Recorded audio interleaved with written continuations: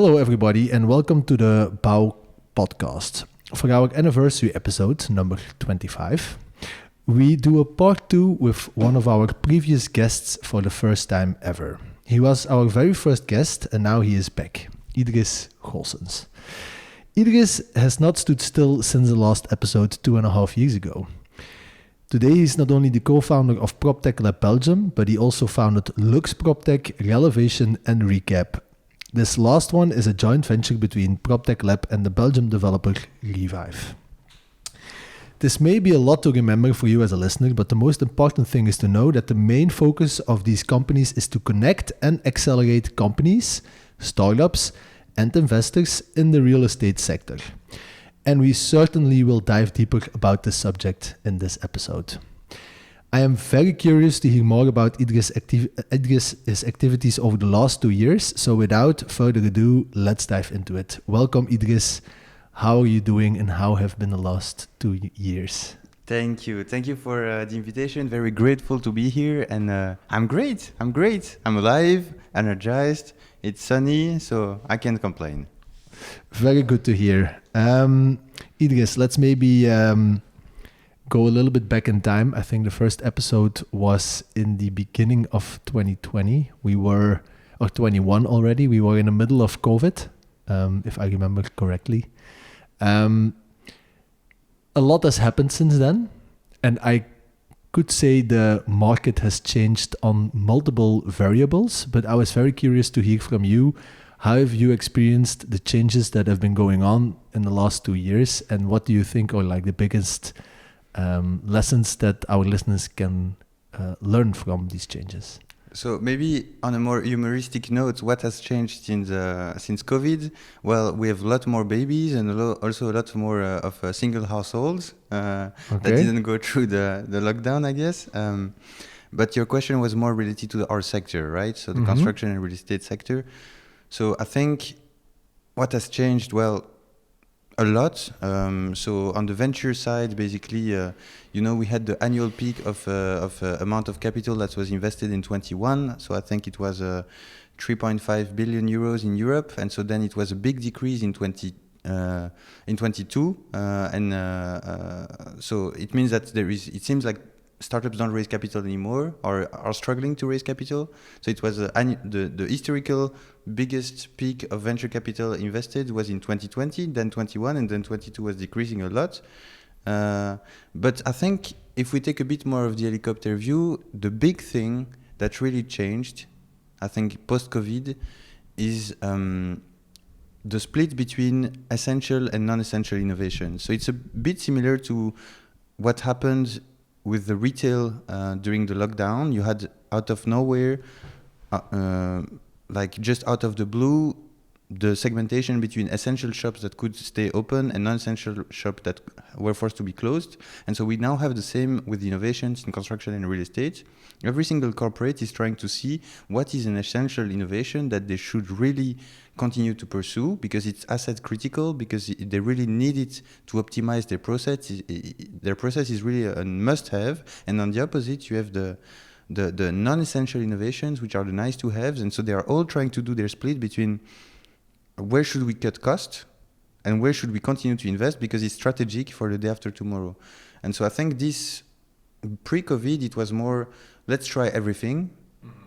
And now they sort of get to this maturity that they must really segment it. So it's probably a big thing that changed.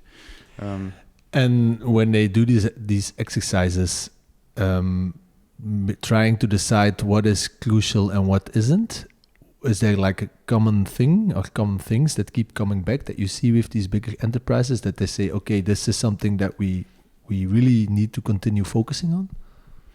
I think honestly, it varies a lot on the core businesses of the value chain. The innovation focus of an architect is not the same as a general contractor, as a developer, as a broker, etc. So it really varies a lot. So it very varies a lot according to the core businesses of the value chain. But on top of this, if there is maybe one common denominator, it would be more related to the ESG, right? So how can they improve their ESG performance? How they can decarbonize their operations? How they can have a positive environmental and social impact? So this may be the common denominator because of regulation, because of EU Green Deal, climate law, because of the fact that they have to reduce 55% the CO2 emissions by 2030.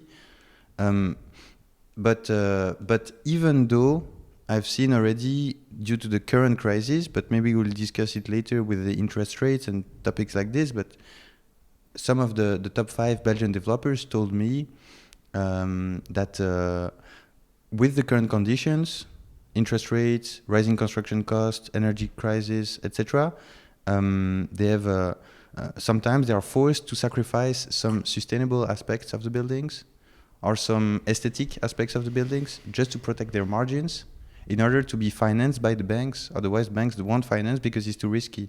So it's a sort of step back towards sustainability. So yeah, I think we are in a very moving, very unstable sort of environment. But it's like when you are in a Formula One race, the first one that will accelerate after the turn is the one that will win. So now everyone is sort of wait and see, and the first one that will accelerate, I think, will gain market shares. Mm-hmm.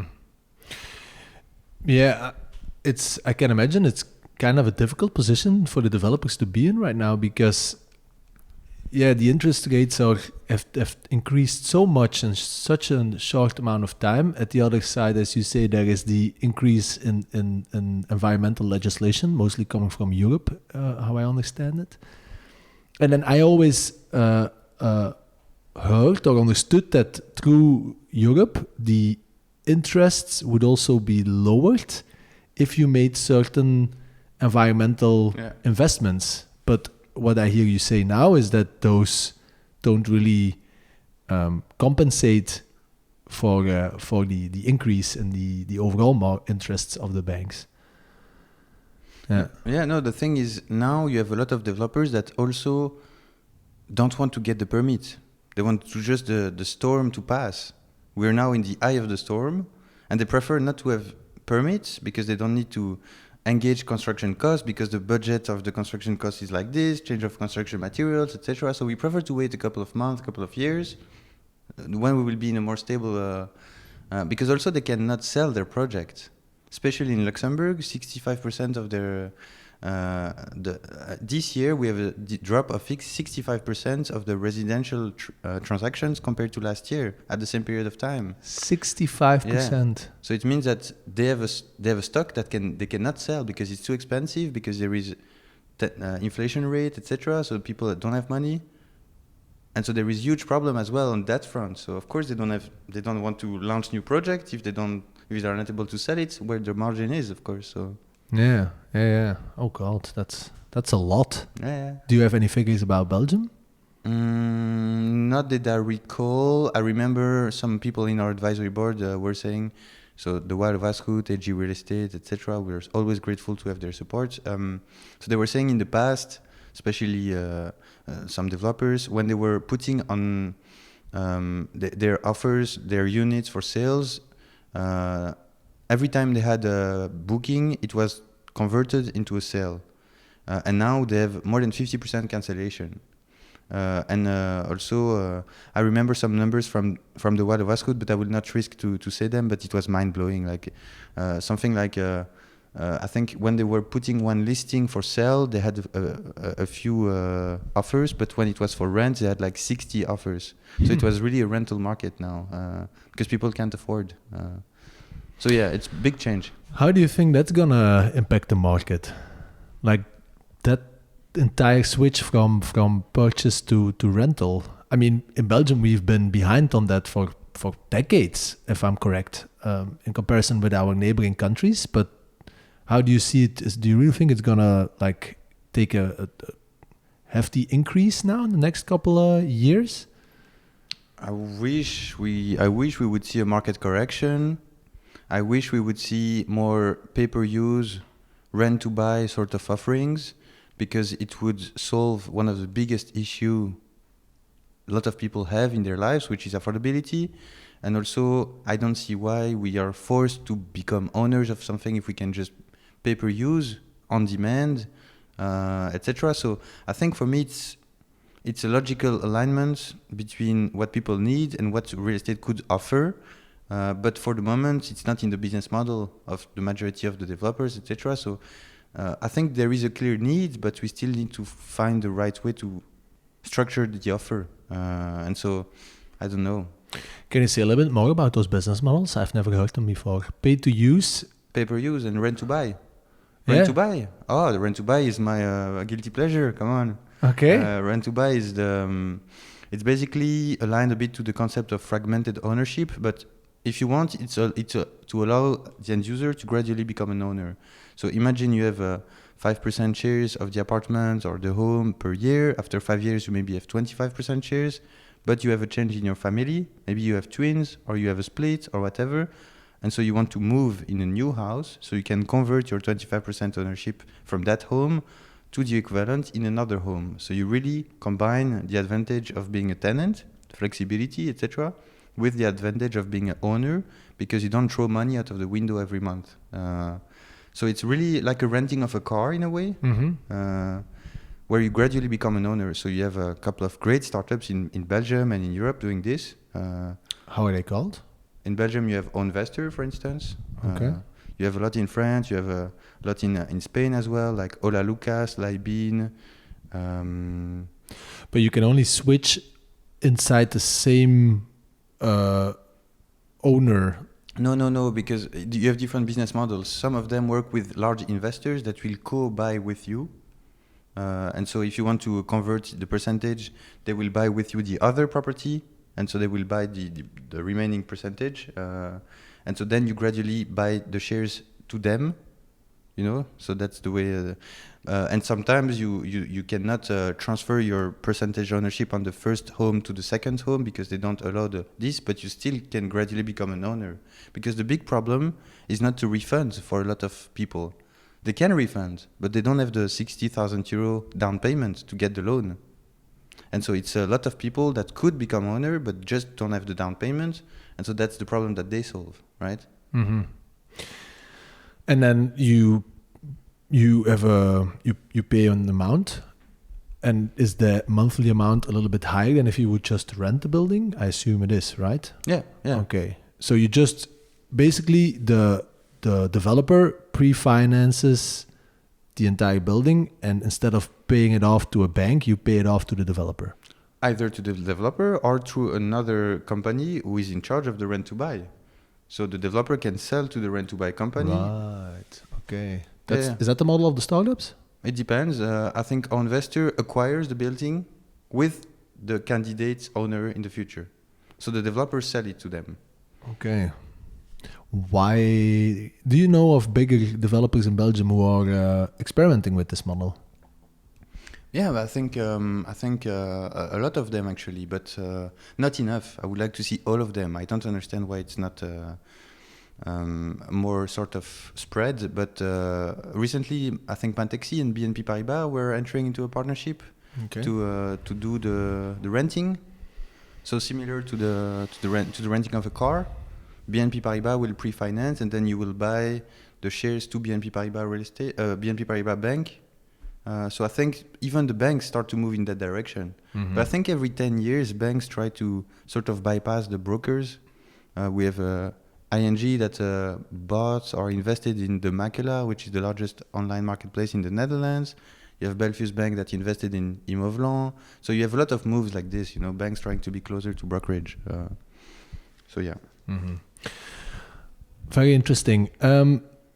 So any other, like since those COVID years or during the COVID years, is there anything that you saw that happened in those, let's say, call it 36 months, that you think is going to continue? Something that's gonna that we're gonna take away from this entire event, and that we will continue to use, or that it's been proven to be very valuable?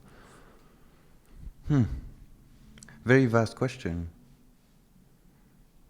But I think the way we will use square meters has changed. I think the way we consume events has also changed. I think now the office of tomorrow, nobody really knows what it will look like, but I think everyone aligns on the fact that it's not what it used to be anymore. So you have the idea of convenience, the idea of optionality. So it's now optional to go to the office. You can work from anywhere. I just work 2 hours from the car, you know. So it's you can work from everywhere as long as you have an internet connection. So to be convinced to go back to the office, you need more than just a screen and a keyboard. You need some product training, some culture, some great ambience, or you know. So it must be better than what it used to be. And the way we consume events as well, I've seen really a big trend that to go online, and then people are fed up with online, but still they never know if they will come to the event, so they book super last minute, and they will see because we never know, etc. So I think a lot of things have changed, but the big 2 new things, which are not really correlated to COVID, but I think these are really the last big things we have seen in 22, are the creation of 2 new verticals in the PropTech space. So the number one is really urban tech, and the second is retrofit tech.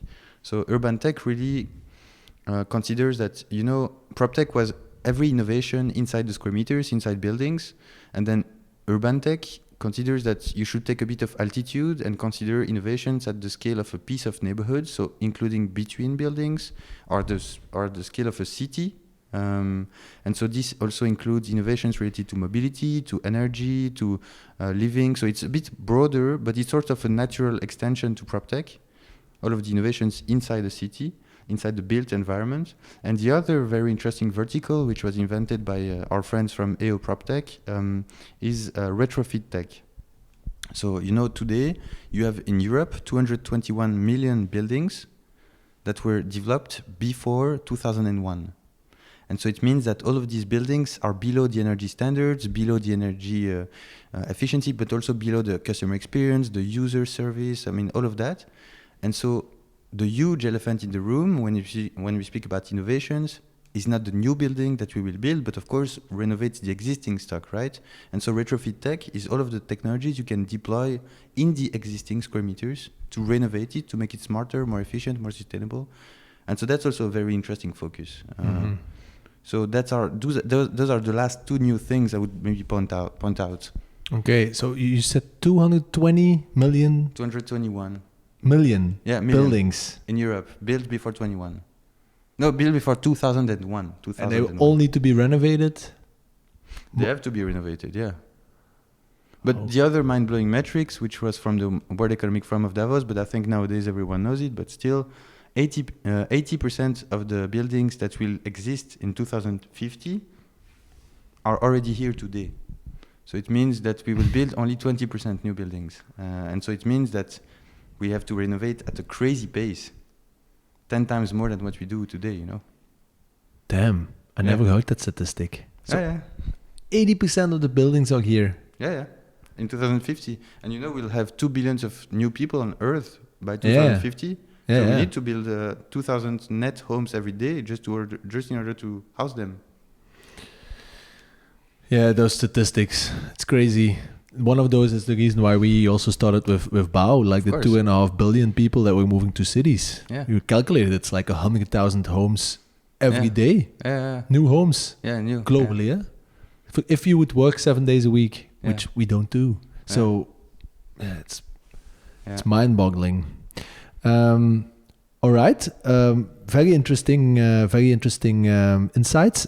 Maybe if we go and focus a little bit more on what you have been doing in the last 2 years, because I already mentioned it a little bit in the introduction, but today you are working in fog businesses, if we are correct. In fog? In fog businesses and in fog of them. Yeah. So maybe can you explain a little bit more about the new ventures that you've started since your last visit here, and why you started them? I don't know if Relevation already existed when we met last time, but so it's true that I work for different companies. I think it's a bit more than 4, but it doesn't really matter. I have started a lot of companies. I have also ended companies.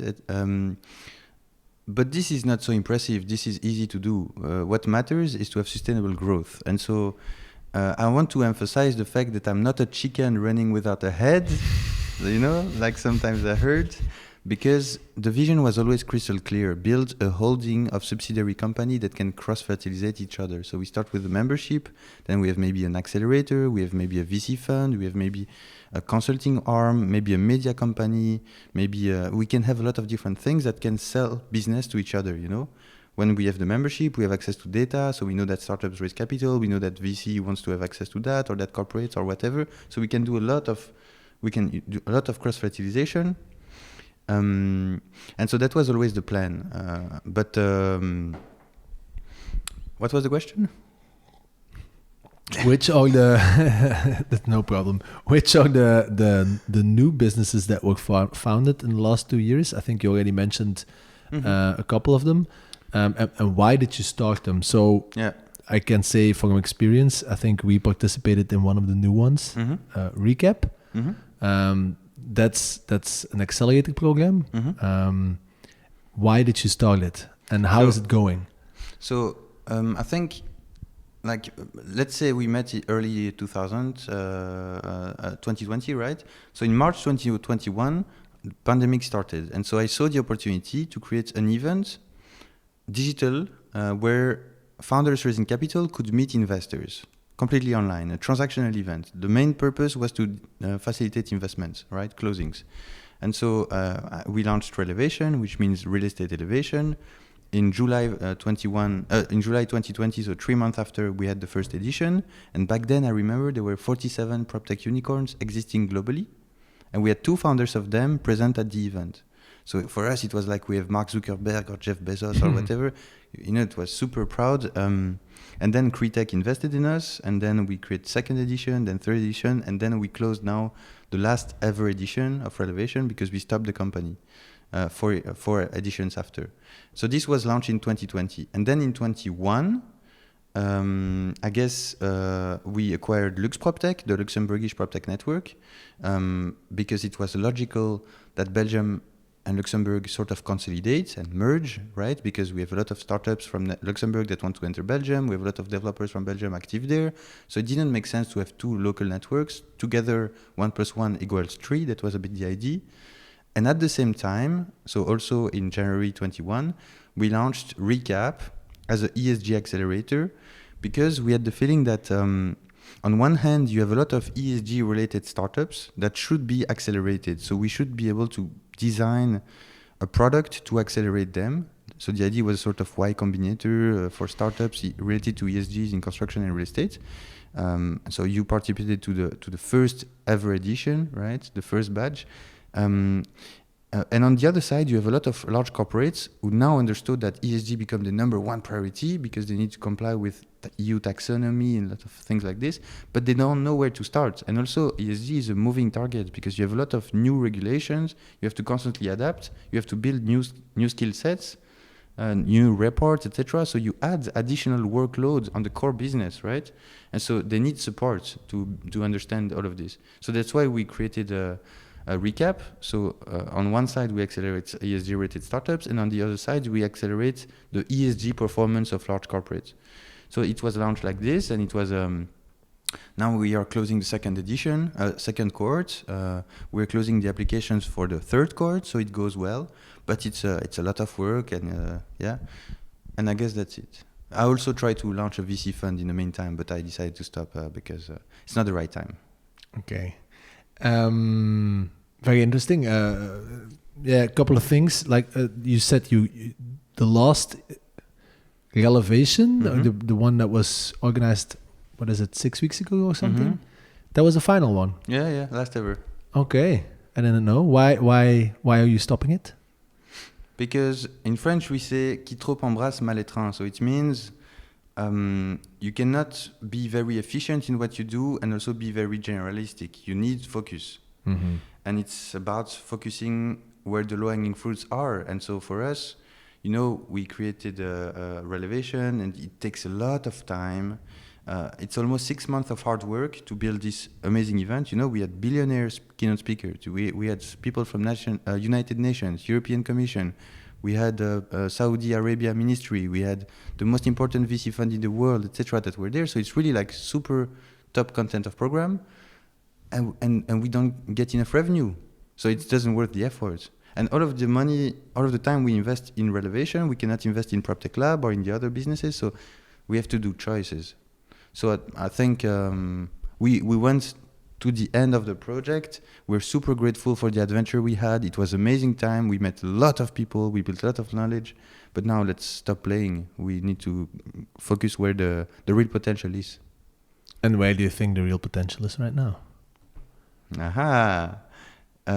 For us, it's in growing where it works. So PropTech Lab membership.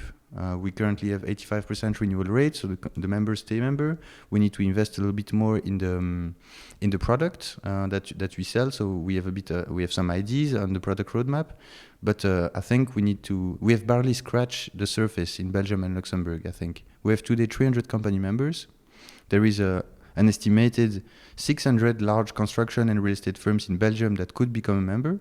So we have less than 50% of the shares, of the market shares, I guess. But then we can also expand geographically, or we can do upsells, so sell more products to the current members, or we could also shift towards other verticals which are adjacent to real estate, like energy or mobility, so we can still grow in that direction. But today, I think the conversion rate for us when we meet people to present what we do is super high at PropTech Lab, and at Relevation it was super high. Super hard to sell tickets, so there is no brainer for us. Mm-hmm. Yeah, it makes sense. Yeah. The RecAp program. I mean, I went through it. Yeah. I experienced it as a very positive accelerator program. It was very efficient. I think that was my main feedback. Great. We've been through some accelerator programs. I mean, it was a couple of years before we did another one. We did quite a couple of them in the beginning, but they can take a long time and they can ask a lot of your time and to be present physically for a lot of the different elements. And I was very pleasantly surprised that RecAp was so tightly organized and really about making the highest ROI for everyone involved. Yeah. But what did you learn? No, but I was just curious, like, how as an organization have you experienced it? Like, the second edition is now closing, third one is starting. Like, has it been a success from your perspective as well? And also, how are because that's something I'm curious about, how are the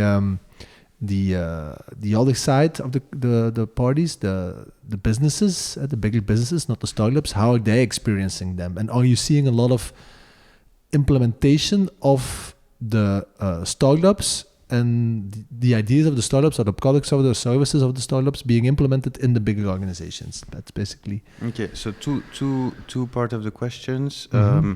The number one was how have we experienced that? So it was always the idea to have a not bullshit accelerator. Right, there is enough bullshit accelerator existing. Yes. And so the idea was to really do a sales accelerator where we will send 600, 800, 1,200 emails to different people, etc. We will really generate lead. We will do our best to have a real impact tangible that you can see in the invoice that you send. So the idea was always super tangible. No theoretical things. No framework, no business model Canva and all of that. This already exists. And so it was really sales accelerator. So we tried to do our best to do it.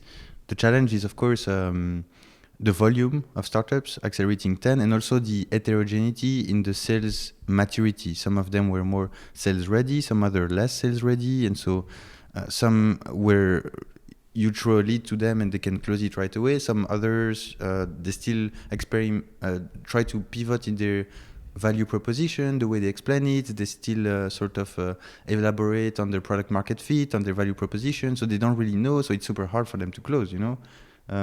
So not everyone has the same sales readiness, but yeah. So we built it in order to be very efficient, like if we would be a team of lead generation consultants doing just calls and emails, that was the idea. And on the corporate side, so yes, there are pilot projects. Van den Bussen, for instance, has signed 12 months, and they have made amazing things. I cannot undisclose yet, but they made a couple of large framework agreement with startups, including equity, including 100,000 euro deals in different startups to deploy pilot projects, etc. So it works. We also see KBC has a lot of interest. I think Cordel is also very active. So I think definitely we see some success. But it's just the beginning. Just a third cohort. So let's see in 10 cohorts the conclusions. But so far, it goes well. And you want to do 2 batches a year? Yeah. Right. Yeah, I'm very curious how it's going to go. 5th of September, maybe you can also do a little plug for the audience. 5th of September, there's another event in Antwerp, right? Huge. In Horta Galerie, which is the most circular building of Belgium.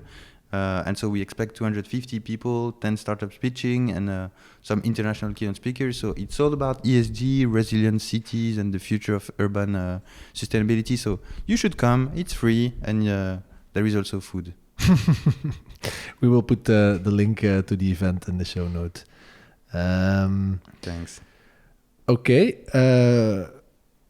It's all very, very, things are moving, right? It's very interesting to hear what you've been cooking up in the last couple of years.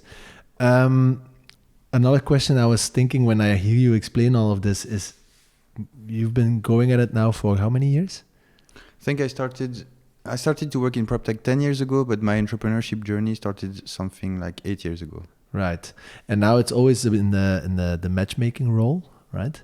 With all the knowledge that you've been gaining and you've been building in these many years, has it never tickled you to go from the product or the service startup perspective, or to start another type of business than this connection business? So a big smile on my face because we were interested in launching a real estate company, but not in the sense that you maybe intended, more into the sense that we are surrounded by a lot of brilliant minds, a lot of very successful entrepreneurs with full of energy, a lot of very powerful corporates with deep pockets and deep industry expertise, etc. And so why couldn't we, still in the same idea of matchmaking and gathering people, launch maybe a project management firm where we would have an architect, an engineer, general contractor, a lot of different startups, developer, etc., that would have shares in a SPV, special purpose vehicle. So they have an alignment of interest, they have an alignment of risk, alignment of profit, etc. And all together, we will build the demonstrator of tomorrow, of innovation, the state-of-the-art building with all of the technologies, all of the different services, all of the state-of-the-art of circularity, all of the data to track how is the building used, what are the needs of end users, really all of the use case possible. And so that would be a sort of living lab, like Living Tomorrow, but maybe bigger scale or more modern, more up to speed with the best in class people. So that was a bit the idea, but then again, focus. No chicken without head. How far did you go in validating the idea? Nowhere. It's just an idea that I had, but I have 10 ideas per minute, so I should stop. But when you ask me, do you want to launch a real estate company? That's my answer. But now we focus. Okay. I think it would be interesting. Don't get me wrong. I get the focus, but sometimes I'm also thinking there are so many solutions already on the market. Sometimes I wonder it's not really the issue of inventing new stuff or new things. It's a matter of getting the things that are there implemented at scale. Mm-hmm. Recently I was discussing this with a fellow startup owner. If you combine prefabricated structure, a wooden structure, preferably wooden because of the carbon capturing, but can also be concrete. I mean, there's so many different technologies today. And you combine it with a prefabricated energy module, which there are a couple of those, right? Without saying any names. You prefabricate the technical shaft, and you take something like a SAM for the living area. Those are 4 or 5 product lines. 4 product lines, right? Structure, shaft, energy, and the utilities on the level, the living level. And you can all prefabricate those. Those are all there. They all exist.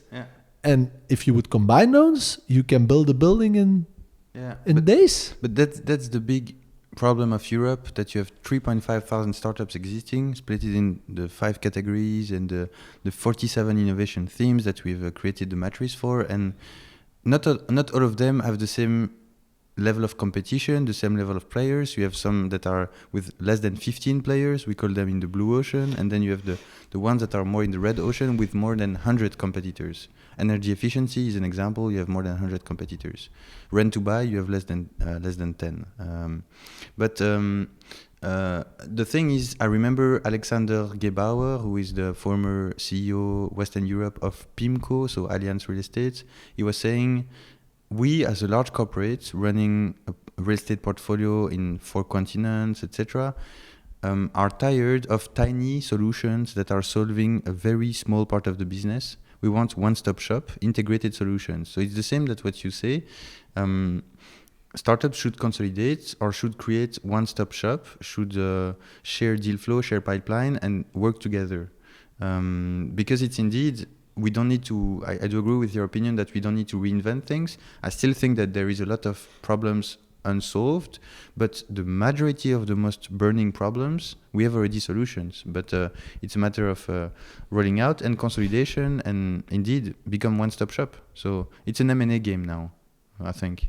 I really think that's the point that we're at right now. Yeah, for sure. Okay. Yeah. So that's how you're gonna see that's how you see the market evolve in the next couple of years. But it depends on which investment themes. But there are definitely, I talk about the 47 matrix of investment themes, and so there is definitely some where startups should raise capital to buy competitors. It's the only growth path. It will be M&A, or you sell or you buy, but the market will be saturated, and so I think we will see a couple of big players. We don't have a local Procore in Europe, for instance. Who's Procore? The Contech giant in the US. So it's a collaborative platform for construction where you can manage the budget, planning, non-conformities, etc. Like Let's Build or like Final CAD or something like this. You don't have this in Europe. You don't have an Autodesk in Europe. But we have a lot of different companies that could merge. We have an MHEC in Europe, but still, there is still a lot of place for consolidation in specific themes. It's too early for consolidation in rent to buy, but in BIM, etc., it's the right time. What's the name of that big American player? I'm also gonna put it in the show notes. Procore Technologies. So Meg Baldini is the VP for growth M&A. She's always speaking at Relevation. Okay. She's very cool. Yeah, it sounds very interesting. And they've been doing that strategy in America, buying. But it's one of the 47 unicorns that was already there in 2020. Okay, fascinating. All right, let's see. We have been going for a while. Is there anything else you wanted to convene to the audience before we maybe start going towards the closing of the episode with some more light and fun questions than just all this PropTech talk? You know that I was close to call my son Million because it was the only way for me to get a million before 30. So this is not related to the... What? Seriously? Yeah. And so we were at the municipality and I was saying, are you sure you don't want to call him Million or at least second name? But no. No way. It was like a massive. But I didn't try to call him PropTech. That would have been maybe a bridge too far. Much. Yeah. No, I think it's all good. You guide the conversation, so. Okay. Yeah. Then let's see. It's been a couple of years, Idriss, since the first conversation.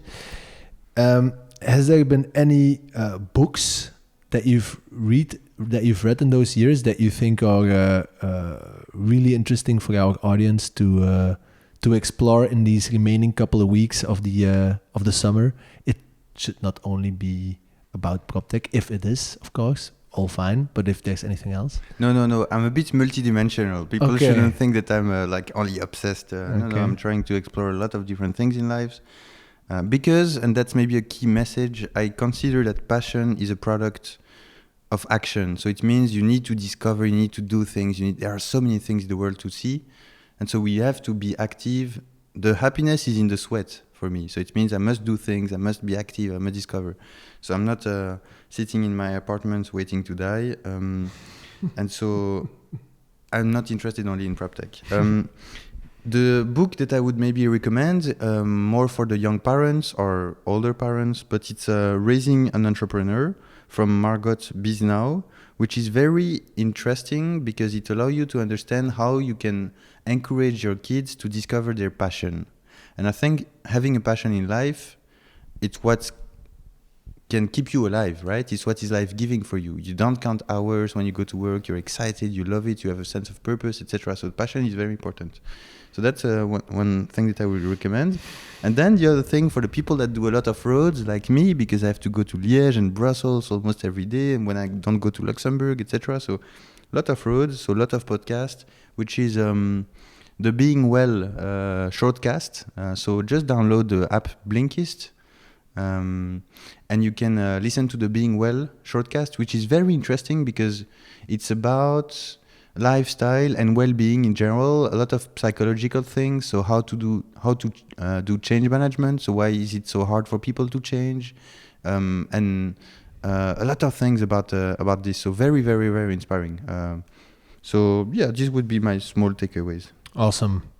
So the Being Well shortcast is you need to download the Blinkist app, and then I think you can have access to on YouTube or different platforms, but I use Blinkist because you have also a lot of sum up of all of the books that you can. I have Audible, but Audible is very long because you listen to all of the books, and I don't have time, don't have energy to listen to all of a book. I want the key takeaways, shortcut, which is maybe a problem that I have. Like consume, get data. Sometimes you need to take time, but Blinkist is very good for me because you have the key message in 20 minutes of 300 books, and you're fine with that. I'm fine with that. Mm-hmm. Yeah, sounds great. You mentioned it a couple of times now. Your son, almost called millionaire or million. No, million, not millionaire. Sorry, so arrogant. How has fathership have been? How has it been for you in the last couple of years? So. Or fatherhood, I must say. I think this is very, very personal and intimate, but super happy to answer. So I think I often say that I discovered love with him. So I was super in love with his mother, etc. Of course, but it's a totally different structure. So totally different feeling. So there is nothing more important than him. So it has a sort of swiped all of the other things. And of course, you also really, I would never hesitate a second if I have to give my life for him, you know? Mm-hmm. Not a single second. And so, sounds very dramatic, but it's all very positive because it gives you a lot of good energy. Like, I want him to be proud of me. I'm his number one super fan, but I'm also strict, of course, when I have to. But so, yeah, daddyhood is definitely something that I'm learning every day. But I think it took me 9 months to understand that I was a father. So some people say that women have 9 months of advance on men because of pregnancy, etc. So they already understood it, it worked for them, etc. While we men only discover it sort of 9 months after. But yeah, it took me a bit of a while, and now I'm super happy. Yeah. Sounds great. Very beautiful message. I think we won't get any more beautiful message to close off to. So I think this is a good point to close off this round 2, Idriss. I can only say I would like to thank you very much, not only for making time to be here again, but also for the work that you've been doing the last couple of years. I think as a startup or scale-up or whatever you call it, a co-founder, I have always experienced you as one of the people who are really trying to move the market forward in Belgium and the Benelux already now. Mm-hmm. And I think it's very positive and important work that you're doing with your organizations. So thank you very much for that as well. Thank you. I really appreciate it. All right. Then I think we're going to close it off here. Thank you very much for listening, everyone. This was the first one after the construction holiday. From now on, we're back every month. We have some great guests already scheduled. Only one or two, I think only one slot left till December. So it's going well. So definitely keep an eye on future episodes. And then Idriss, I'm looking forward to round 3 in another 2 and 3 years. See you soon, my dear. Okay, thank you very much. Bye-bye. Thanks for listening to the Bao Podcast. If you enjoyed this conversation, make sure to subscribe to our channel. If you're interested in Bao Living in our Smart Adaptable Module or SAM, go check out our website baoliving.com. If you want to stay up to date, you can best subscribe to our monthly newsletter on our website or follow us on all social media platforms where we're named @Bao Living.